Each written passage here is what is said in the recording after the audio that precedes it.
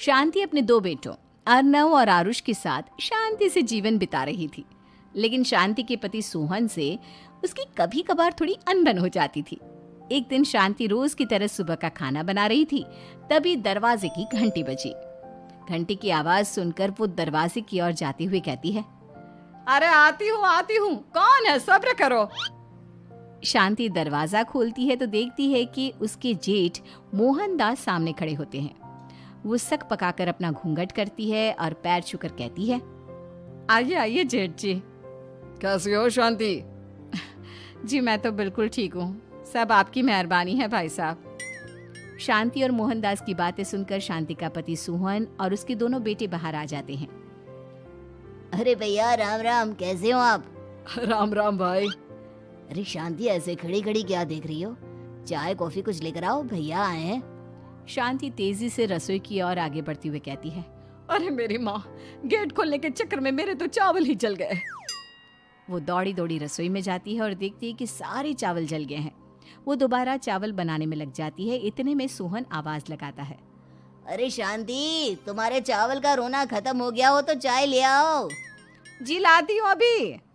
शांति जल्दी जल्दी चाय बनाती है और मोहनदास को चाय देती है। सब एक दूसरे की खैर खबर पूछते हुए चाय पीते हैं। चाय खत्म होती ही मोहनदास शांति की ओर देखते हुए मजाक में कहते हैं, शांति, अब तुम्हारी चाय में दम नहीं रहा, अब हमें चाय बनाने वाली बदलनी पड़ेगी। ये कैसे मुमकिन होगा जेठ जी, घर और बाहर का सारा काम मुझे ही करना पड़ता है और कभी कभी जल्दी जल्दी के चक्कर में काम बिगड़ जाते हैं, जैसे आज चावल जल गए। अरे इसी का तो हल लेकर आया हूँ। मैंने रिश्ता देखा है अर्नव और आरुष के लिए। दोनों लड़कियाँ बहुत सुंदर और सुशील हैं।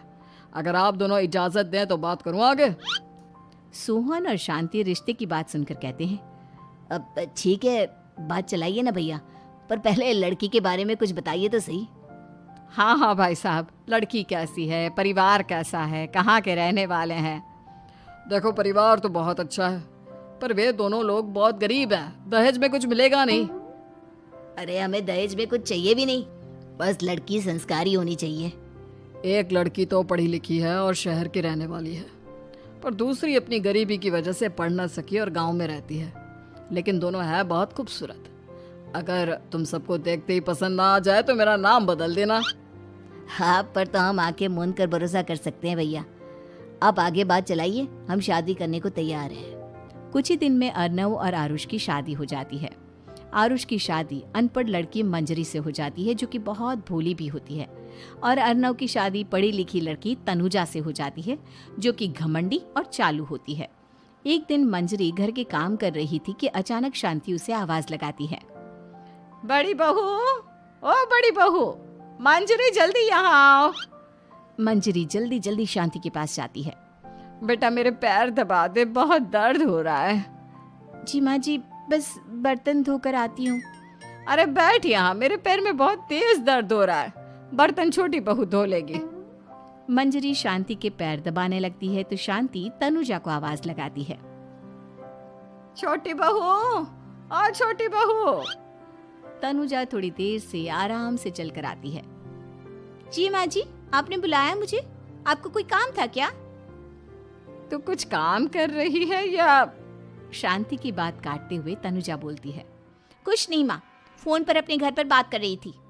अरे बाद में बात करियो अपने घर वालों से, पहले जाके बर्तन धो ले। तनुजा मुंह बनाते हुए अपनी जिठानी की ओर देखती है और मन ही मन कहती है, ये महारानी वहाँ बैठी है, ये नहीं कि बर्तन धो ले। मैंने इतनी पढ़ाई बर्तन धोने के लिए की थी क्या? तनुजा दांत पीसकर वहां से चली जाती है। अगले दिन सब दफ्तर चले जाते हैं, तभी डाकिया चिट्ठी लाता है। शांति चिट्ठी लेकर मंजरी से कहती है, बड़ी बहू, जरा छोटी बहू को बुलाना, एक चिट्ठी आई है। मेरी तो आंखें कमजोर है तो मुझसे पढ़ा नहीं जाएगा। मंजरी तनुजा के पास जाकर कहती है, तनुजा, तुम्हें माँ जी बुला रही हैं। मुझ पर हुक्म मत चलाओ, काम बताओ काम। अरे मैंने तुम पर कहाँ हुक्म चलाया, और हुक्म चला भी दूंगी तो क्या हुआ, तुम तो मेरी छोटी बहन की तरह हो ना। तुम जैसी अनपढ़, जाहिल और गांव की गवार मेरी बहन नहीं हो सकती। बेचारी मंजरी तनुजा की बात सुनकर अपना सा मुंह लेकर रह गई।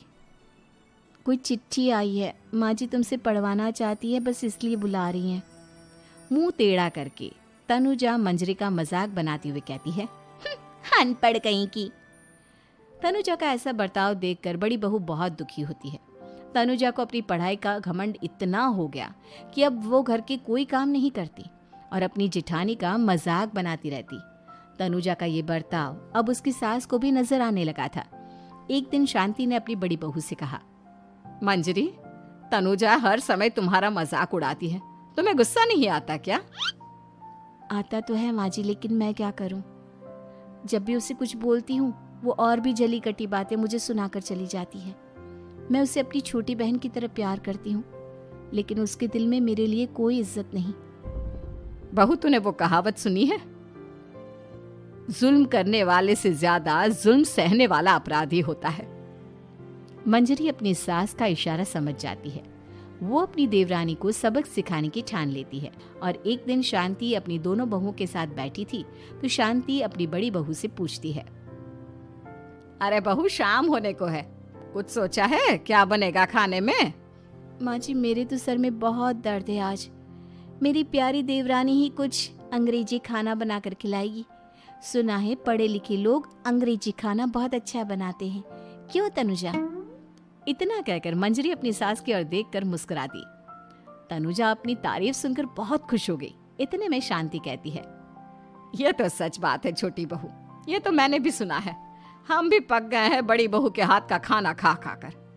तनुजा, तुम्हारी माँ भी तो तुम्हारे खाने की बहुत तारीफ करती हैं। आज हमें भी खिला दो कुछ अच्छा सा बनाकर। शांति की बात सुनकर छोटी बहू और आसमान पर चढ़ गई, पर उसे ये कहाँ पता था कि उसकी सास और जेठानी उसे सबक सिखाना चाहती हैं। तनुजा अपनी तारीफ सुनकर खुश तो बहुत होती है, पर सोचने लगती है, मुझे तो कैसा भी खाना बनाना नहीं आता। अब मैं क्या करूंगी? अगर मैंने इनको सच बता दिया तो मेरी सारी इज्जत मिट्टी में मिल जाएगी। अरे छोटी बहू, क्या सोच रही हो? खिलाओगी ना अपने हाथ का अंग्रेजी खाना? छोटी बहू हाँ में सर हिला देती है। अचानक से उसके दिमाग में एक आइडिया आता है। मैं इंटरनेट से देखकर कुछ बना लेती हूँ, मेरी वाहवाही पूरे घर में हो जाएगी। मुझे कौन सा रोज रोज बनाना है। माँ जी, आज आप सबको ऐसा खाना खिलाऊंगी कि। इतने में शांति छोटी बहू की टांग खींचते हुए कहती है कि पता नहीं कैसा खाना खिलाओगी। ए ऊपर वाले, हमारी रक्षा करना। इतना बोलकर शांति और मंजरी दोनों जोर जोर से हंसने लगते हैं।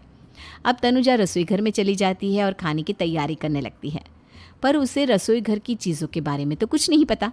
जैसे तैसे सारी चीज़ें निकालती है और इंटरनेट पर देखकर खाना बनाती है। कुछ ही देर में सब लोग घर आ जाते हैं। अरे सुनते हो, आज का खाना हमारी छोटी बहू बना रही है। अरे वाह, आज तो फिर कुछ अंग्रेजी खाना खाने को मिलेगा। कुछ ही देर में खाना बन जाता है तो छोटी बहू सबका खाना लगा देती है। इतने में बड़ी बहू कहती है, क्या बात है देवरानी जी, आज तो बहुत अच्छी खुशबू आ रही है। ये बात तो सही कही बड़ी बहू तूने, खुशबू तो अच्छी है। ऐसी खुशबू तो मेरे खाने में भी नहीं आती। सब मिलकर छोटी बहू की बहुत तारीफ करते हैं और छोटी बहू 7वें आसमान पर बैठ जाती है। अब सभी खाना खाते हैं। जल्दी जल्दी दो, अब तो मुंह में पानी आ रहा है। हाँ, मुझसे भी नहीं रुका जा रहा। जैसे ही सोहन एक निवाला खाता है तो उसकी आंखों से पानी आने लगता है। ये देखकर शांति सोहन से पूछती है, क्या हुआ जी, खाना इतना अच्छा बना है कि आंखों से पानी आ गया? सोहन चुप रहता है और धीरे धीरे से खाना शुरू कर देता है। इतने में सोहन छोटी बहू से कहता है, बेटी तुम भी तो खाओ, तुम क्यों रुकी हो? खाना सच में बहुत अच्छा है। ये कहकर सोहन जोर से हंस देता है। फिर सब खाना खाने लगते हैं, लेकिन खाने में नमक और मिर्च तेज हो गई थी। तनुजा से कोई कुछ नहीं बोलता, बल्कि उसे भी खाने को कहते हैं। जैसे ही छोटी बहू खाना खाती है वो पानी पानी कहकर चिल्लाती है, पानी, इसमें तो पानी। ये खाना तो सच में इतना अच्छा बना है कि हमारे साथ साथ देवरानी जी भी इसके स्वाद को कभी नहीं भूल पाएंगी। सही कहा बहू। तनुजा को अपनी गलती का एहसास हुआ और उसने अपनी सास से कहा, माँ जी ये मेरी गलती नहीं है, इंटरनेट पर दिखाया था कि 4 चम्मच नमक और मिर्च डालने हैं। अब मंजरी को भी मौका मिल गया और उसने तनुजा पर तंज कसा। नाच न जाने आंगन टेढ़ा, हर जगह अपनी पढ़ाई दिखाती हो, दूसरों का मजाक उड़ाती हो। अब पता चला ना, हर चीज़ में पढ़ाई काम नहीं आती। और तुम तो शहर में रही हो, तुम्हें तो मुझसे भी अच्छा खाना बनाना आना चाहिए ना। बेटा, अगर तूने ठीक से सब सीखा होता तो आज तुझे शर्मिंदा नहीं होना पड़ता। बात शहर या गांव की नहीं होती। मंजरी गांव से आई है, लेकिन उसे घर का काम करना और खाना बनाना सब अच्छी तरह से आता है। तुम शहर में रही हो, तुमने ये सब क्यों नहीं सीखा? छोटी बहू सर नीचा कर सबसे माफ़ी मांगती है और बहुत शर्मिंदा होती है।